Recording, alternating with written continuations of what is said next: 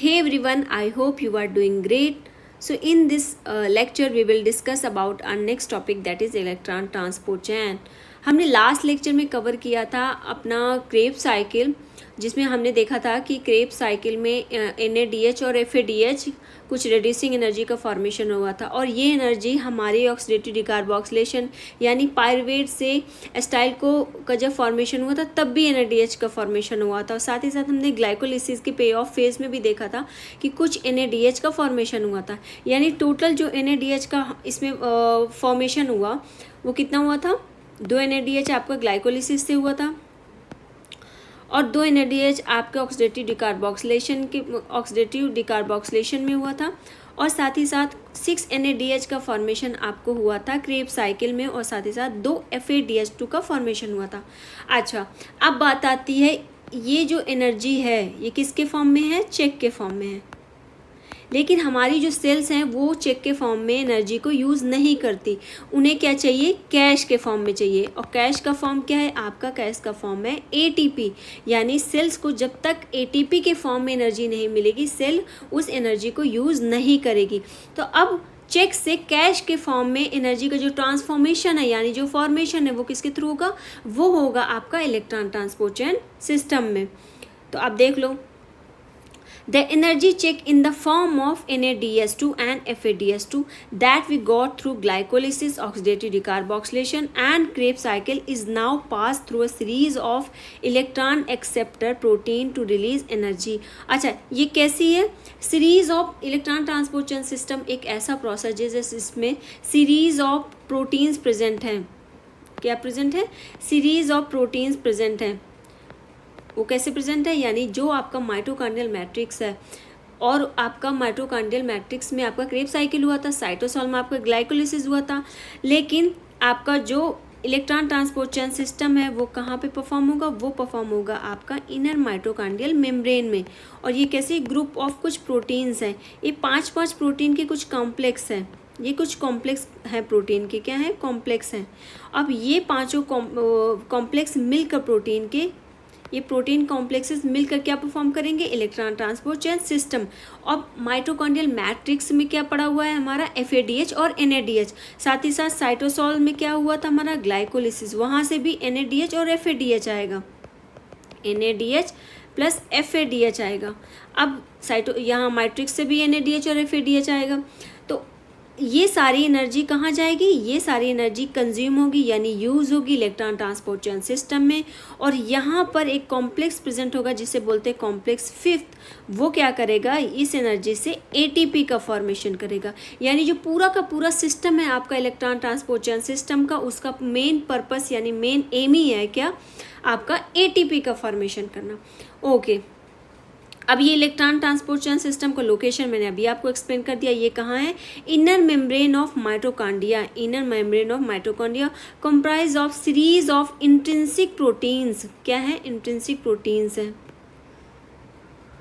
मान लीजिए 2 लेयर हैं, किसकी लेयर है, आपकी माइटोकॉन्ड्रियल मेम्ब्रेन की 2 लेयर है, एक आउटर लेयर है और एक इनर लेयर है। आउटर लेयर और इनर लेयर के बीच का जो स्पेस है वो कैसा है, इंटर मेम्ब्रेन स्पेस है। और ये जो इलेक्ट्रॉन ट्रांसपोर्ट चेन सिस्टम है वो कहाँ पे होता है, आपका इनर माइटोकॉन्ड्रियल मेम्ब्रेन में होता है। अब देख लो, हमने अभी पढ़ा कि इसमें 5 प्रोटीन के कॉम्प्लेक्सेस है। अब इनकी लोकेशन थोड़ा सा देख लो, ये कैसी इंट्रिंसिक प्रोटीन है, यानी ये मेम्ब्रेन है, मेम्ब्रेन में ये इंट्रिंसिक प्रोटीन इस तरह से पेनिट्रेटेड है यानी फंसी हुई है। ये जो कॉम्प्लेक्सेस हैं यानी 5 तरह के कॉम्प्लेक्सेस है, 1 2 3 4 एंड 5, इस तरह से ये सारे कॉम्प्लेक्स इस तरह से फंसे हुए हैं आपस में, इसीलिए इसको बोला जाता है इंट्रिंसिक प्रोटीन। अब इसमें 5 कॉम्प्लेक्सेस हैं, 5 1 2 3 एंड 4 एंड 5। अब देख लो यहाँ पे ये जो बाहर है ये क्या है, आउटर मेम्ब्रेन, और ये क्या है, सबसे अंदर की इनर मोस्ट इनर मेम्ब्रेन। इसी इनर मेम्ब्रेन में क्या प्रेजेंट है, इस तरह से 5 प्रोटीन के कॉम्प्लेक्सेस प्रेजेंट है, और यहाँ पर क्या प्रेजेंट परफॉर्म होगा, इलेक्ट्रॉन ट्रांसपोर्ट चेन सिस्टम। अब देखो, इस इलेक्ट्रॉन ट्रांसपोर्ट चेन सिस्टम में क्या यूज़ होगा, आपका यूज़ होगी एनर्जी, और वो कौन सी एनर्जी होगी, NADH और आपका FADH, वो एनर्जी यूज़ होगी। और उस एनर्जी से क्या मिलेगा, हमें ATP मिलेगी। क्या मिलेगा, ATP मिलेगी। अब वो इस तरह से जो प्रोटीन के कॉम्प्लेक्स है यानी इलेक्ट्रॉन ट्रांसपोर्ट चेन सिस्टम है वो पूरे मेम्ब्रेन में इस तरह से फैला हुआ होता है, यानी 5 कॉम्प्लेक्सेस बहुत जगह पे सारी मेम्ब्रेन में ये 5 प्रोटीन के कॉम्प्लेक्सेस हर जगह मेम्ब्रेन में प्रेजेंट होंगे और ये सारे जो कॉम्प्लेक्सेस हैं वो कंबाइनली किसका फॉर्मेशन करेंगे, फंक्शन परफॉर्म करेंगे इलेक्ट्रॉन ट्रांसपोर्ट चेन सिस्टम का और एटीपी का फॉर्मेशन करेंगे। अब वो एटीपी कहाँ यूज़ होगी, सेल में यूज़ होगी जाके। अब ये दो मेम्ब्रेन के बीच का जो स्पेस है यानी आउटर मेम्ब्रेन और इनर मेम्ब्रेन, इन दो मेम्ब्रेन के बीच का जो स्पेस है उसे क्या बोलेंगे, इंटर मेम्ब्रेन स्पेस। फिर देख लो अब जो फर्स्ट कॉम्प्लेक्स है यानी अगर हम बात करें कॉम्प्लेक्स फर्स्ट, क्योंकि 5 कॉम्प्लेक्सेस हैं, अगर हम फर्स्ट कॉम्प्लेक्स की बात करते हैं तो हमारा पहला कॉम्प्लेक्स है NADH डिहाइड्रोजनेज। ये वो कॉम्प्लेक्स है यहाँ पर जितना भी NADH डिहाइड्रोजनेज, याद करिए हमने पढ़ा था कि जब ग्लाइकोलिसिस में पे ऑफ फेज पढ़ रहे थे तब भी हमने पढ़ा था डिहाइड्रोजनेज एंजाइम का हमने फंक्शन पढ़ा था। वहाँ पर क्या हो रहा था, NAD प्लस से NADH का फॉर्मेशन हो रहा था NADH का फॉर्मेशन हो रहा था और यहाँ पे डिहाइड्रोजनेज एंजाइम आया था। यानी अब हमने जितनी भी जगह NADH का फॉर्मेशन किया है आपका 3 जगहों पे हमने क्रेब साइकिल में किया है, एक जगह ऑक्सीडेटिव डिकार्बोक्सिलेशन में किया है, तो वो सारा NADH जो ये तीनों जगह हैं आपकी ग्लाइकोलिसिस, ऑक्सीडेटिव डिकार्बोक्सिलेशन और क्रेब साइकिल, ये तीनों जगह से जो एनर्जी हमें मिली है NADH की फॉर्म में वो किस कॉम्प्लेक्स के द्वारा यूज़ होगी, वो कॉम्प्लेक्स फर्स्ट के द्वारा यूज़ होगी। ओके अब जो कॉम्प्लेक्स सेकेंड है तो कॉम्प्लेक्स सेकेंड में कौन सा जाएगा, कॉम्प्लेक्स सेकेंड में जाएगा FADH2 डिहाइड्रोजनेज या फिर हम उसको बोलते हैं सक्सिनेट।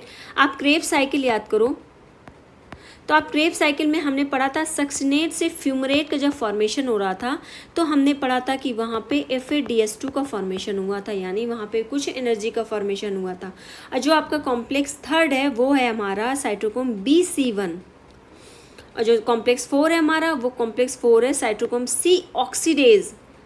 यहाँ पर C ऑक्सीडेज यहाँ पर क्या होगा, यहाँ पर आपका जो ऑक्सीजन है वो वाटर का फॉर्मेशन करेगा या फिर इसी को हम बोलते हैं साइटोक्रोम A या A3 कॉम्प्लेक्स। और जो हमारा मोस्ट इम्पॉर्टेंट कॉम्प्लेक्स है जिसको हम बोलते हैं ATP सिंथेज, और ये ATP सिंथेज या F0 F1 कॉम्प्लेक्स किसका फॉर्मेशन करेगा, ATP का फॉर्मेशन करेगा, यानी ये हमारी करेंसी का फॉर्मेशन यानी एनर्जी करेंसी का फॉर्मेशन करेगा। अब यहाँ पर कुछ फुल फॉर्म दिए हुए हैं, अगर हम फुल फॉर्म की बात करें तो NADH का फुल फॉर्म क्या होगा, निकोटिनामाइड एडेनिन डाई न्यूक्लियोटाइड, और अगर फैट की बात FADH की बात करें तो इसका होगा फ्लैविन एडेनिन डाई न्यूक्लियोटाइड, यानी ये आपका निकोटिनामाइड हो गया और ये आपका फ्लैविन हो गया। अब देखो ये हमने 5 कॉम्प्लेक्सेस पढ़े, इन पांचों कॉम्प्लेक्सेस में क्या होगा, NADH जाएगा कॉम्प्लेक्स फर्स्ट में और कॉम्प्लेक्स सेकंड में जाएगा FADH2। अब NADH और FADH के अंदर स्टोर इलेक्ट्रॉन और प्रोटॉन्स मेन रोल प्ले करेंगे किसमें, ATP के फॉर्मेशन में, यानी पूरी इलेक्ट्रॉन ट्रांसपोर्ट सिस्टम का फंक्शन ही इसी बेस पर है कि कैसे NADH और FADH से प्रोटॉन और इलेक्ट्रॉन को यूज़ किया जाए किसके फॉर्मेशन में, ATP के फॉर्मेशन। अब देख लो the energy which is release during movement of electron in electron transport chain are used up to pump 2 proton from matrix to mitochondrial intermembrane space। अब NADH और FADH जब ऑक्सीडाइज होंगे यानी जब टूटेंगे किसमें, NADH से FADH में, यानी NADH से NAD में जब ये टूटेंगे तो यहाँ से कुछ इलेक्ट्रॉन निकलेंगे और कुछ प्रोटॉन निकलेंगे, ठीक।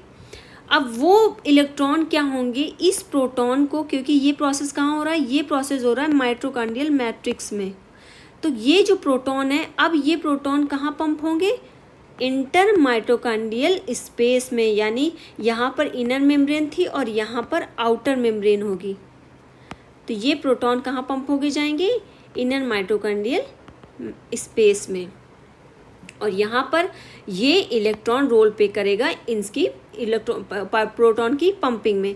The number of ATP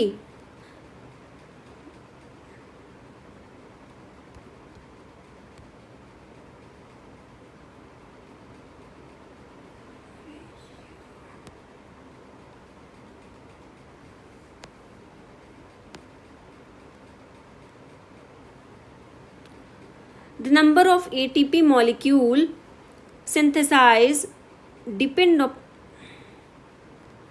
the number of ATP synthesized depend on the nature of electron donor, यानी आप कितनी एनर्जी जिसमें इलेक्ट्रॉन ट्रांसपोर्टर सिस्टम में कितनी एनर्जी का फॉर्मेशन होगा, ये डिपेंड करता है कि वो जो एनर्जी का मॉलिक्यूल है यानी जिससे हमें ATP मिलने वाली वो कैसा है।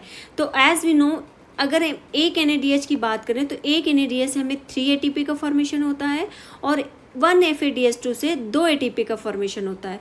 यानी इस प्रोसेस में जब भी एक NADH यूज़ होगा तो इसका मतलब है टोटल कितनी एनर्जी मिलेगी, हमें टोटल 3 एनर्जी मिलेगी। और जब भी एक FADH2 का यूज़ होगा तो वो उससे कितनी एनर्जी मिलेगी, 2 ATP मिलेगी।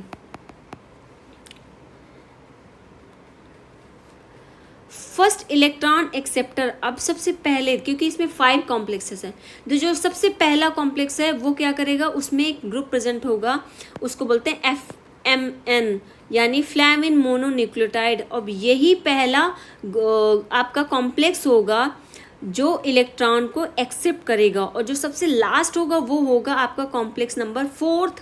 यहाँ पर एक ऑक्सीजन होगा, ऑक्सीजन क्या करेगा, जिसको हम बोलेंगे टर्मिनल इलेक्ट्रॉन एक्सेप्टर, क्योंकि ये कहाँ प्रेजेंट है, सबसे एंड में। जो सबसे लास्ट में इलेक्ट्रॉन को एक्सेप्ट करता है वो कौन है, ऑक्सीजन है। और वो ऑक्सीजन इस इलेक्ट्रॉन को एक्सेप्ट करके और कुछ प्रोटॉन्स की हेल्प से किसका फॉर्मेशन करेगा, वाटर का फॉर्मेशन करेगा। अच्छा, अभी तक हमने किसकी स्टडी की, अभी तक हमने 5 टाइप की प्रोटीन्स की स्टडी की, complex first, complex second, complex third and complex 4 and complex 5। लेकिन साथ ही साथ एक इसमें प्रोटीन होती है जिसको बोलते हैं साइटोक्रोम C।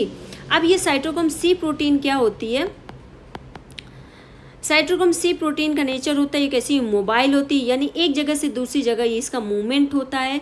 और कैरियर यानी इलेक्ट्रॉन को कैरी करती है, क्या करती है, इलेक्ट्रॉन को कैरी करती है और ट्रांसफ़र करती है इलेक्ट्रॉन को बिटवीन कॉम्प्लेक्स थर्ड से ट्रांसफ़र करेगी कॉम्प्लेक्स 4 के बीच में। यानी ये कैसी प्रोटीन है, पेरीफेरल प्रोटीन है। कैसी प्रोटीन है, पेरीफेरल प्रोटीन है। हमने पढ़ा कि 2 लेयर थी इसकी, कैसी थी, 2 लेयर थी, इस तरह से 2 लेयर थी। तो बाहर की आउटर मेम्ब्रेन हो गई जिसको हम हटा देते हैं, और ये हो गई थी इनर मेम्ब्रेन। अब इनर मेम्ब्रेन में ये छोटी छोटी जो आपको ब्लू लाइट्स दिख रही हैं, ये आप मान लीजिए कि आपकी साइटोक्रोम C प्रोटीन है जो ऊपर प्रेजेंट है, यानी मेम्ब्रेन के आउटर में प्रेजेंट है, पेरीफेरली प्रेजेंट है, और साथ ही साथ ये मूव कर सकती है। यानी यहाँ पर प्रेजेंट जो कॉम्प्लेक्सेस हैं, कॉम्प्लेक्स 1, 2, 3, 4 एंड 5, इन कॉम्प्लेक्सेस में ये कॉम्प्लेक्स थर्ड से कॉम्प्लेक्स 4 को क्या करेगी, इलेक्ट्रॉन का ट्रांसफ़र करेगी। ओके, तो अभी हम इसको डिटेल में देख लेते हैं।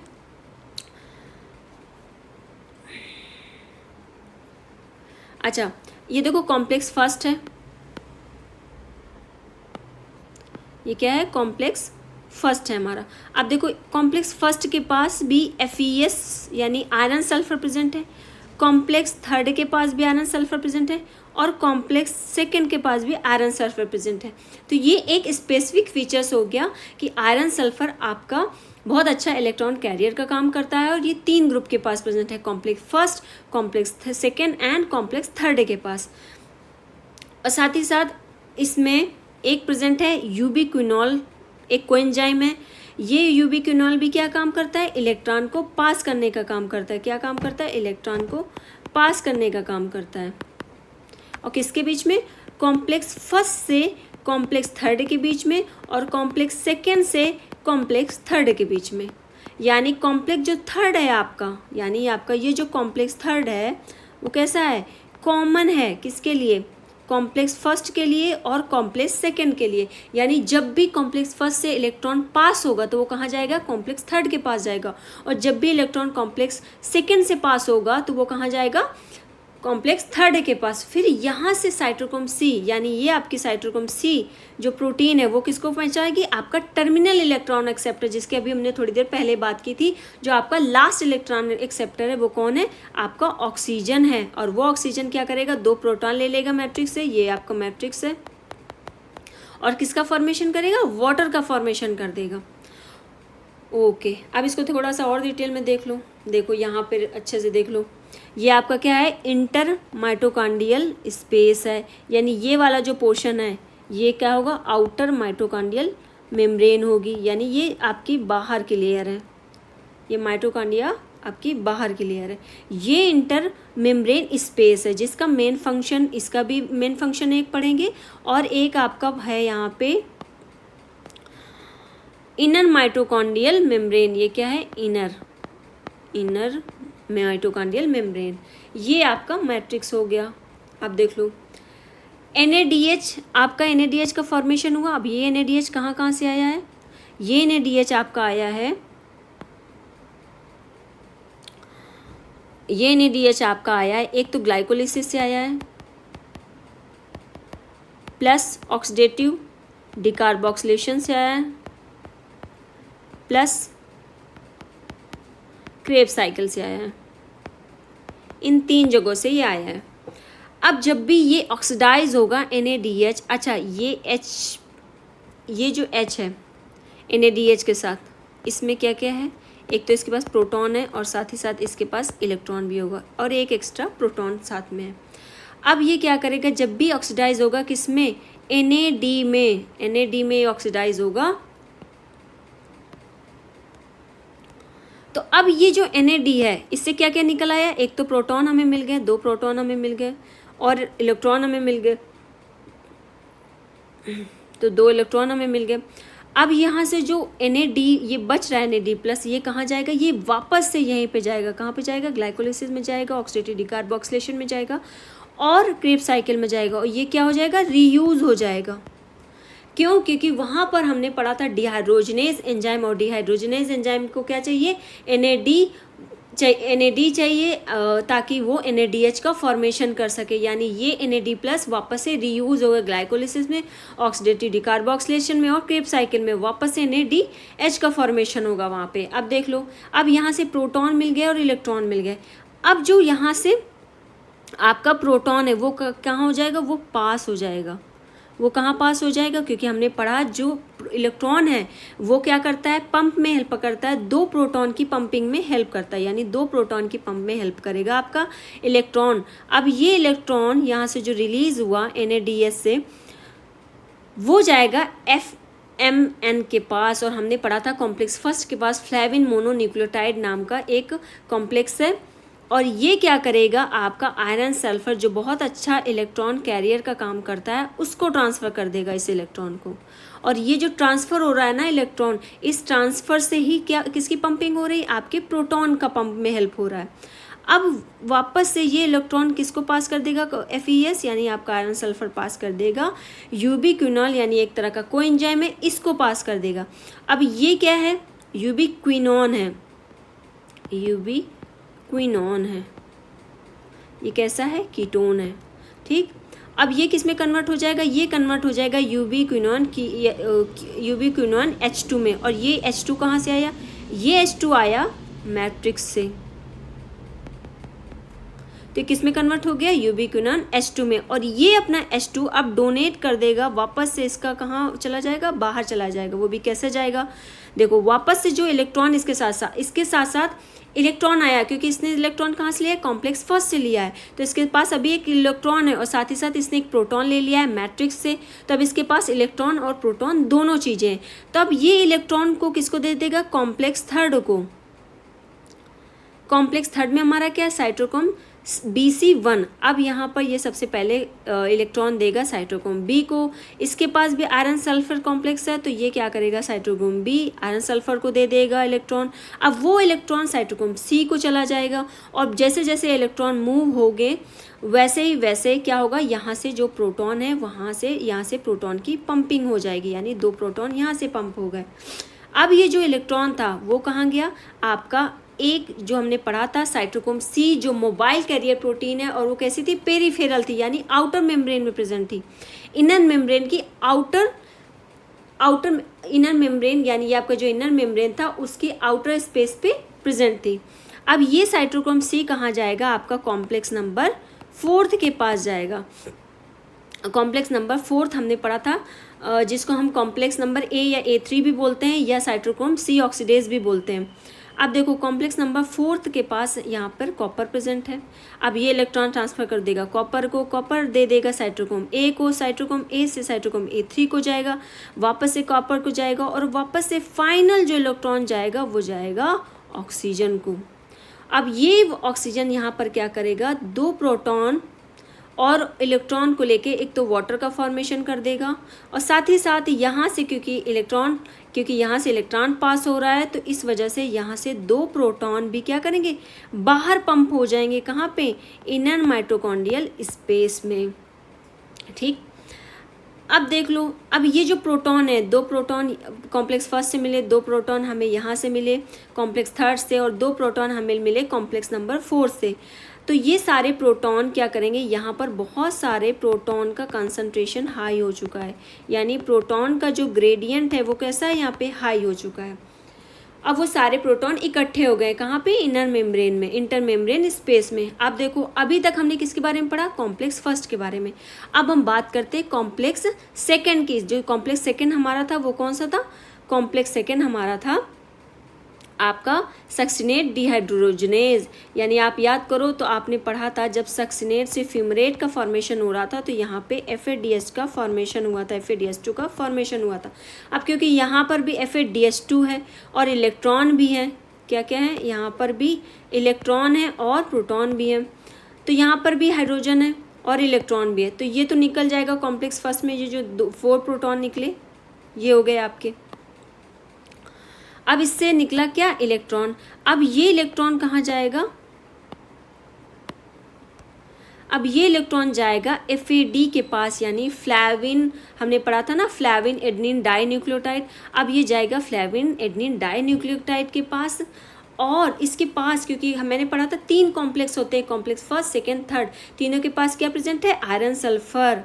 तो यहाँ पर वापस से आयरन सल्फर को क्या मिल जाएगा, इलेक्ट्रॉन मिल जाएगा। फिर से वही सेम कहानी, क्योंकि कॉम्प्लेक्स थर्ड, कॉम्प्लेक्स फर्स्ट और कॉम्प्लेक्स सेकंड के लिए कॉमन था, तो इसलिए वापस से अब जो इलेक्ट्रॉन है वो कहाँ जाएगा, कॉम्प्लेक्स थर्ड के पास जाएगा। तो वो कैसे जाएगा, FeS क्या करेगा, यूबिक्विनॉन को वापस से इलेक्ट्रॉन दे देगा।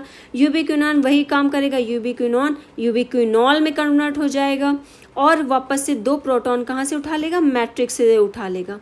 अब यूबिक्विनॉल के पास प्रोटॉन भी है, यानी H+ भी है और इलेक्ट्रॉन भी है, तो ये अपना इलेक्ट्रॉन सेम सिनेरियो जैसा कॉम्प्लेक्स फर्स्ट के केस में हुआ था वैसा ही कॉम्प्लेक्स सेकंड के केस में होगा।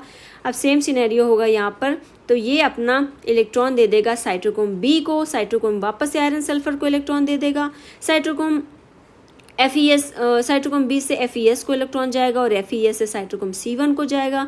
साइटोक्रोम C1 क्या करेगा, साइटोक्रोम C को दे देगा इलेक्ट्रॉन, जो हमारा कैसा था, पेरिफेरल और हमारा मोबाइल कैरियर प्रोटीन था। अब ये साइटोक्रोम C क्या करेगा, आपका कॉपर को जाके इलेक्ट्रॉन दे देगा और ये साइटोक्रोम A को दे देगा। ये सारा कहाँ हो रहा है, कॉम्प्लेक्स 4 में हो रहा है, और यहाँ से साइटोक्रोम A3 को दे देगा वापस से कैरियर, और फाइनल इलेक्ट्रॉन एक्सेप्टर आपका क्या होगा, ऑक्सीजन होगा, और ये ऑक्सीजन क्या करेगा, वाटर का फॉर्मेशन कर लेगा। क्योंकि इलेक्ट्रॉन एक दूसरी जगह से पास हो रहे हैं, तो इस पास की वजह से यहाँ वापस से मैट्रिक्स से, यानी वापस से मैट्रिक्स से किसका क्या पास होगा, वापस से 2 प्रोटॉन यहाँ इनर माइटोकॉन्ड्रियल स्पेस में पास होंगे। अब देख लो, क्योंकि यहाँ पर बहुत ज़्यादा प्रोटॉन का कंसंट्रेशन इंक्रीज हो चुका है, यानी बहुत ज़्यादा प्रोटॉन का कंसंट्रेशन हाई हो चुका है, तो अब सेल चाहेगी कि जो pH है, यानी जो मैट्रिक्स का pH है और इनर माइटोकॉन्ड्रियल स्पेस का pH है वो बैलेंस हो जाए। अब आप यहाँ देखो, यहाँ पे नेगेटिवली चार्ज है और ये कैसा है, पॉजिटिवली चार्ज है, क्योंकि यहाँ पर H+ का कंसंट्रेशन बहुत हाई हो चुका है। तो इसीलिए सेल क्या करेगी, वापस से ये सारे प्रोटॉन्स को वापस से माइटोकॉन्ड्रियल मैट्रिक्स में भेजना चालू करेगी। वो भी किसकी हेल्प से, वो भी F0 F1, यानी उसको हम साथ ही साथ ATP सिंथेज बोलते हैं, और इसकी हेल्प से ये जो प्रोटॉन है वापस से माइटोकॉन्ड्रियल मैट्रिक्स में जाएंगे। और क्योंकि इनका कंसंट्रेशन बहुत ज़्यादा है तो इनका जो फोर्स है, यानी इसको बोलते हैं प्रोटॉन मोटिव फोर्स, यानी जो प्रोटॉन मोटिव फोर्स एक जनरेट होगा, और वो फोर्स की वजह से ये जो ATP सिंथेस का सिस्टम है वो एक्टिवेट हो जाएगा, और यहाँ पर ATP का फॉर्मेशन हो जाएगा। किसका फॉर्मेशन हो जाएगा, ATP का फॉर्मेशन हो जाएगा, जो हमारा अल्टीमेट पर्पस था किसका, इलेक्ट्रॉन ट्रांसपोर्ट चेन सिस्टम का। ओके, तो अब तक हमने देख लिया टोटल कितनी एनर्जी का फॉर्मेशन होगा, यानी हमारे 10 NADH आएंगे, 2 FADH आएंगे, और हमारी कुछ ATP ऑलरेडी थी। तो यहाँ पर हमारी टोटल ATP कितनी फॉर्मेशन हुई है, हमारी टोटल 36 ATP का फॉर्मेशन हुआ। तो इस टॉपिक में बस इतना ही। आगे का हमारा नेक्स्ट है ऑक्सीडेटिव फॉस्फोराइलेशन, वो टॉपिक हम नेक्स्ट वीडियो में कवर करेंगे। I hope you found this video informative. Thank you for watching.